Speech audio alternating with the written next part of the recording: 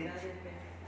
अच्छा हाँ, जूते ये खराब सुनो। पुराने हो जाए तो हॉस्टल में अंदर स्कूल के और फेंकने के बाद में जूते फिर मिट्टी में मिलके स्कूल के और सामान लेगी उठा के सामान लेगी उठा हो के जाता है फिर क्या करते हैं? सारा छतरी रोड सब कुछ भगवान उसमें से आत्मा को लेकर निकाल रखा। फिर मैं के अंदर हूँ दे हॉस्टल में। और पुराने शरीर को हम जला देते हैं।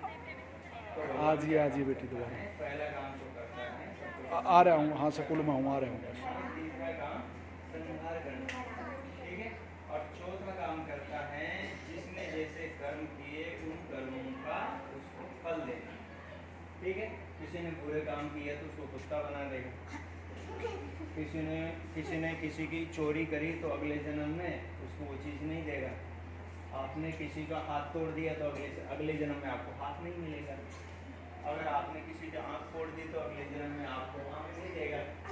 अगर इस जन्म में आपने किसी के दांत तोड़ दिए तो अगले जन्म में उतने दांत नहीं देगा। अगर आपने इस जन्म में किसी की चोरी की तो अगले जन्म में आपकी भी चोरी हो जाएगी, ठीक है।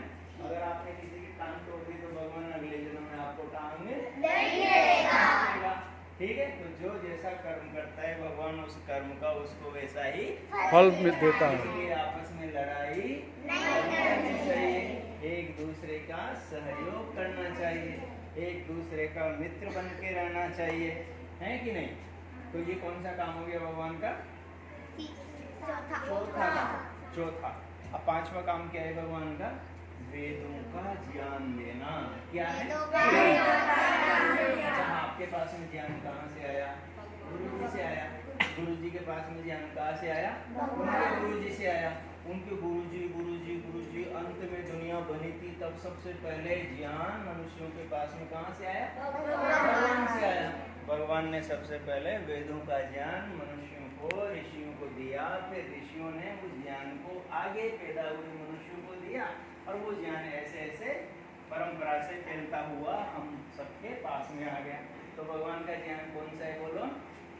वेदों का ज्ञान। कौन सा है? वेदों का ज्ञान। अच्छा, वेदों को पढ़ने से मनुष्य मानव से महामानव बनता है। अच्छा, भगवान राम ने क्या पढ़े थे गुरुकुल में? वेद पढ़े थे।